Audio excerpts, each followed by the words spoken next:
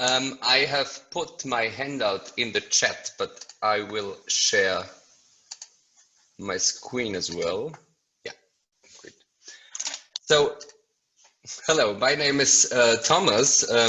Just a short introduction. I am working mainly on Aristotle's physics and its reception in late ancient commentators. But today I want to talk about a very well-known and very obscure passage in Plato's Timaeus, which deals on Plato's concept of time.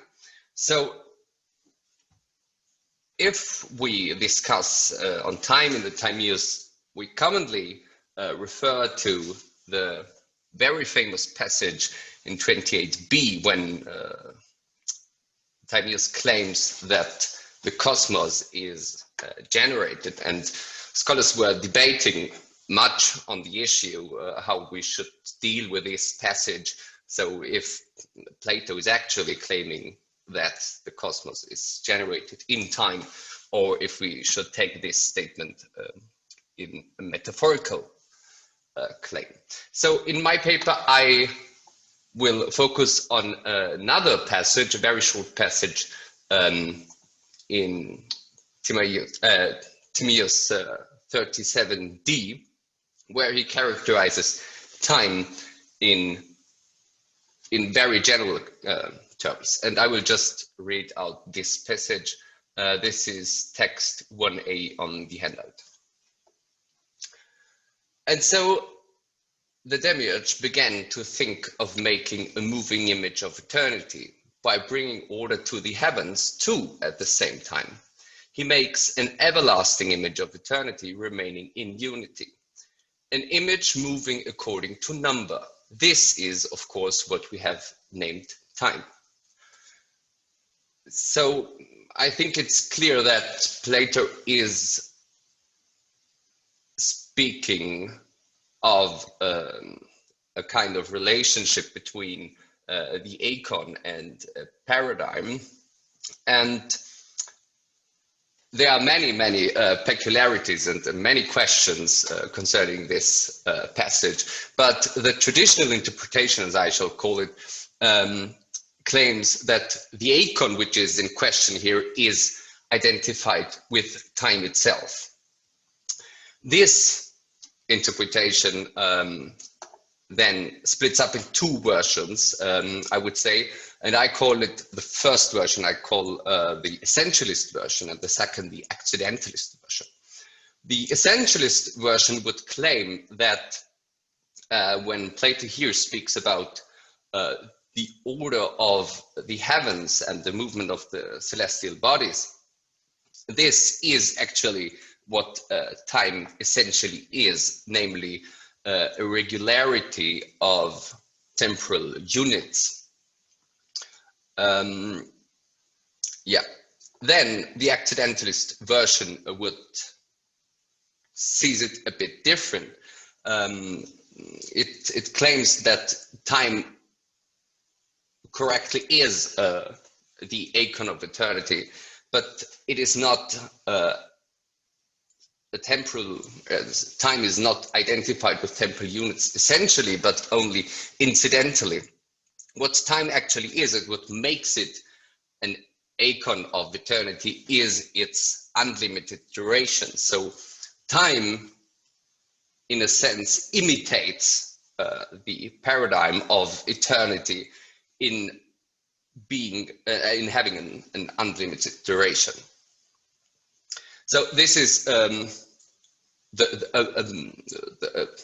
just a sketchy picture of the modern debate. But in my paper, I claim that this debate reflects on Plotinus' distinction, which he makes in his famous treatment on eternity and time. And so I will look now at Plotinus' discussion, because I think it helps to see the modern positions well, and it even explains why Plotinus would challenge the essentialist version, why he he claims that the accidentalist version is right. You can see this, in my opinion, just at the beginning of his treatment on eternity and time, when he claims that we have two ways of grasping time. Namely, there is the first way, we look at the paradigm, and from the paradigm we determine what the eikon is, and the eikon and the paradigm, as he says here,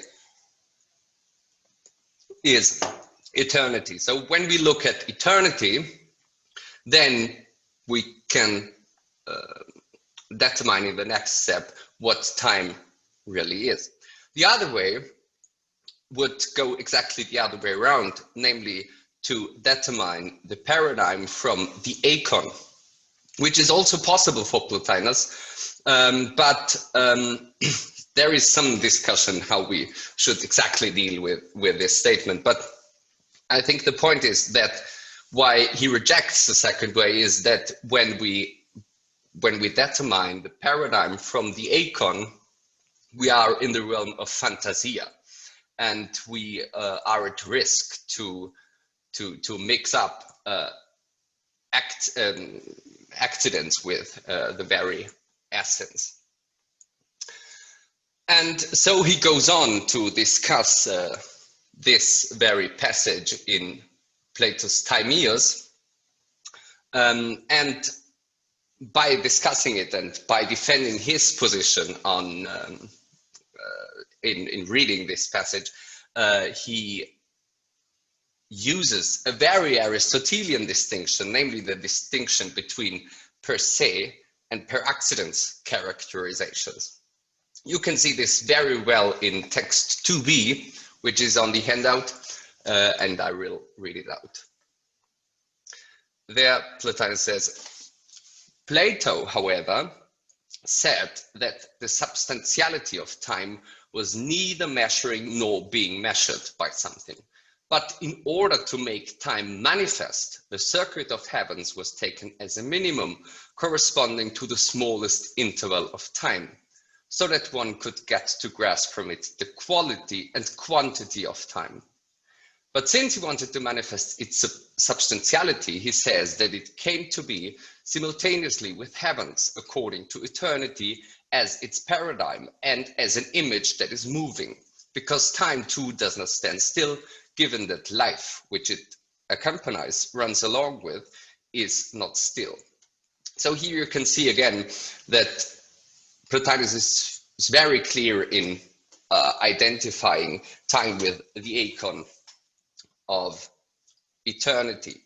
And he says that there is something that is time essentially, the substantiality of time, and time measurement would only be an accidental characterization of time, and we have to be strict to not mix them up. So he would reject an essentialist reading of the passage, and he would defend an accidentalist reading. This, I think, or from there, it follows that Plotinus claims that we have two time orders. This you can see in text 2c on your handout, where he explicitly talks about chronou, so time in plural. And I think the point is that he would say that there is time in its very essence, what is unlimited duration, and then there is another time order, namely time in the sense of measured time and the regularity of temporal units. Now I will go on to read a thinker who is very critical about the traditional reading, and this critical examination was supposed by Remy Braque in modern times, because Braque, in his reading of the passage of the Timaeus, claims that the traditional identification of time with the eikon of eternity fails because of just syntactical reasons. And Bragg shows this, and I go back to text 1a on the handout.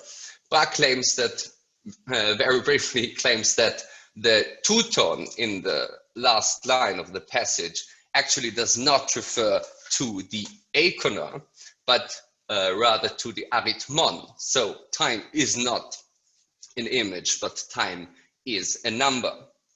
And so I ask in my paper if this reading were right, and if Bragg really has to point out here an interesting point. Can we imagine that this alternative reading was totally ignored by the tradition of ancient commentators? And I claim that this is not the case, because we have a very similar reading in Simplicius, who is commenting on Aristotle.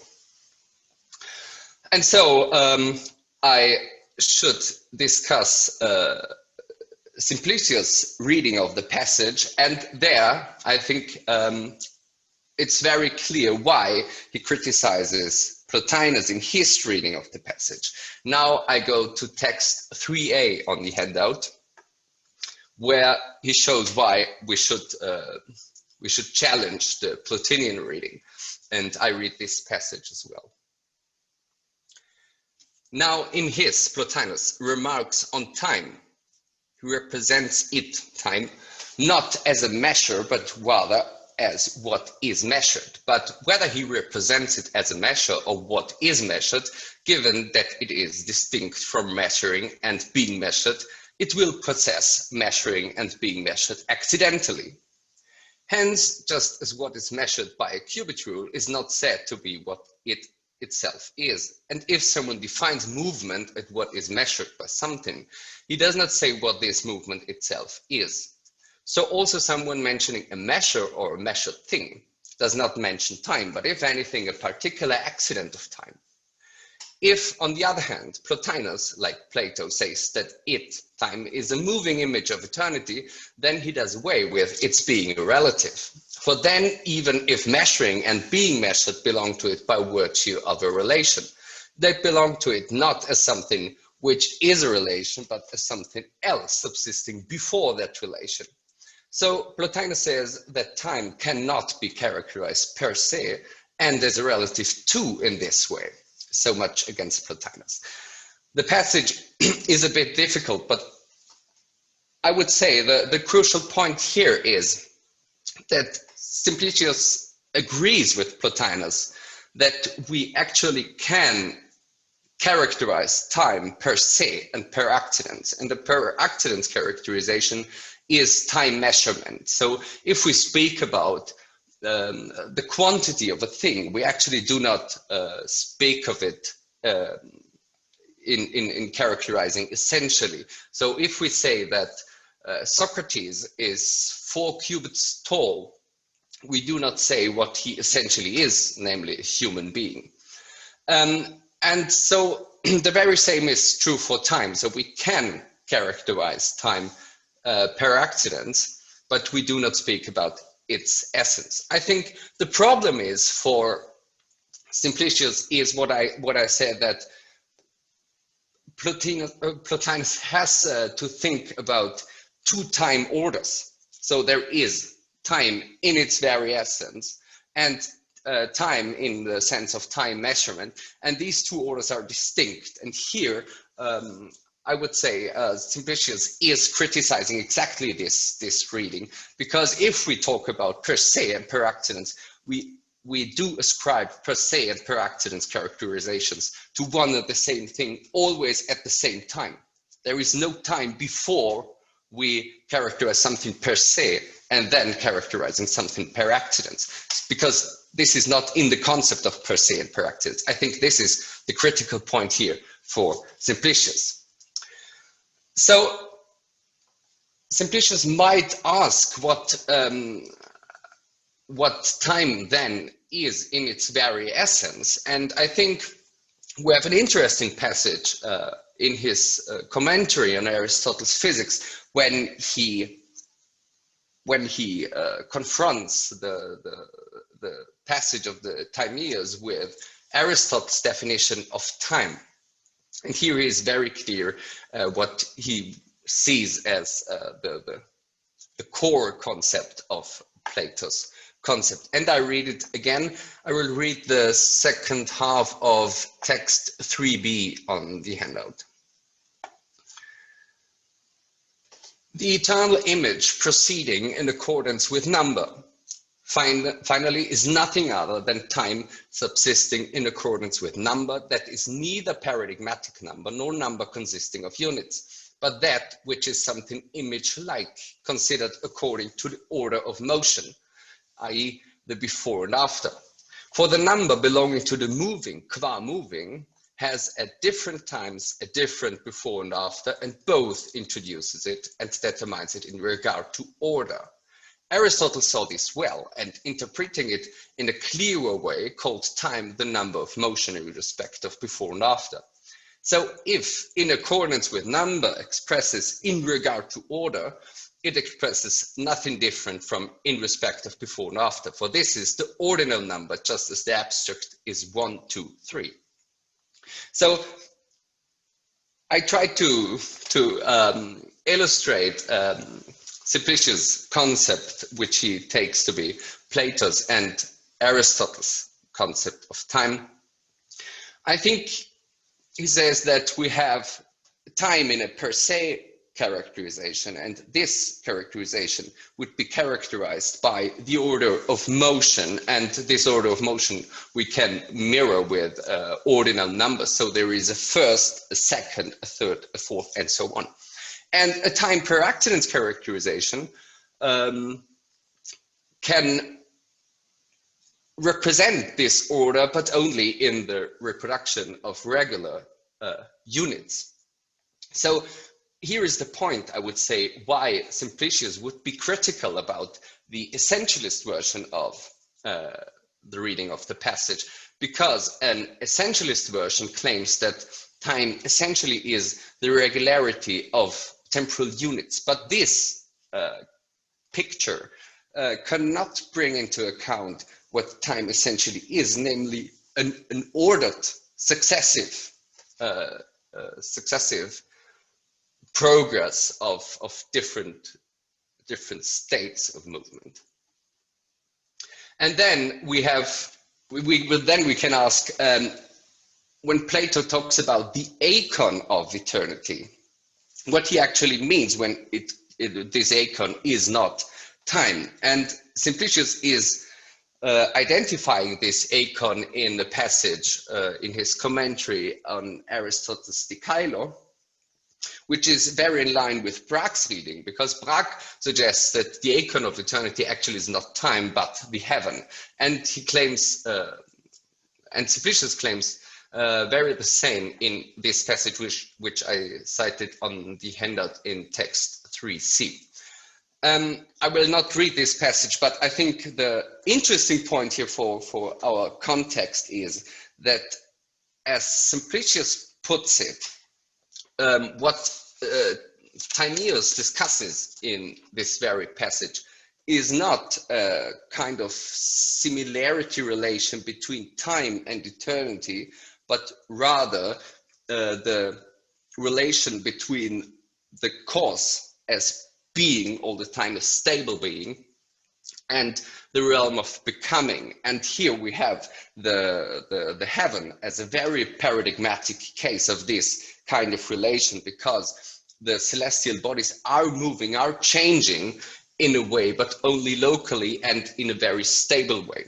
And so in this sense, the passage considers a slightly different kind of relationship.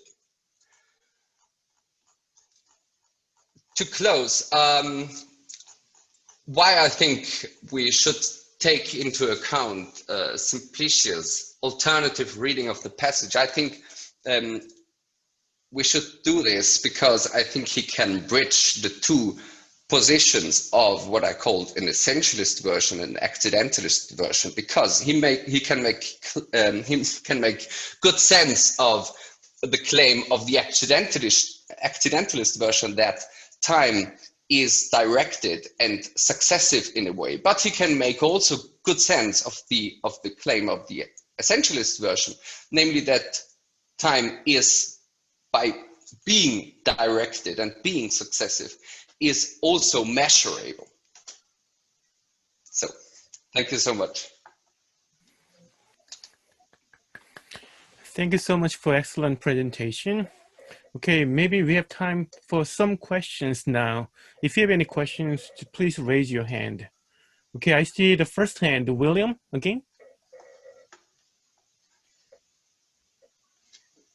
William, I can't hear you. Unmute yourself.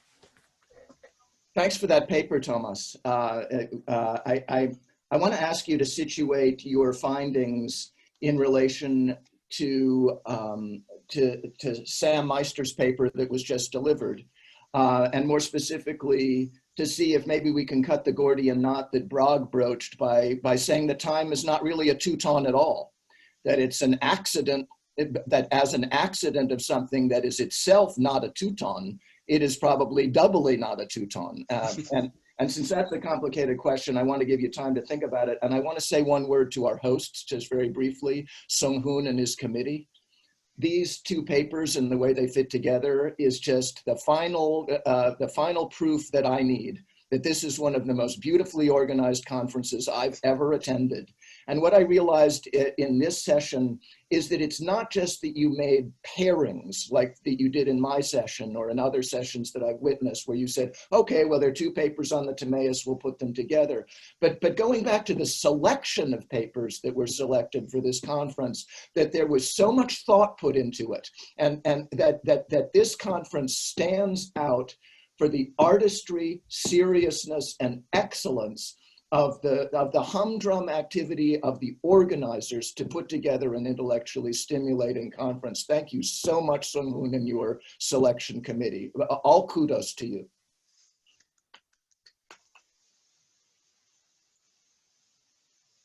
Now, Thomas, you're on the spot. Okay, yeah, thank you.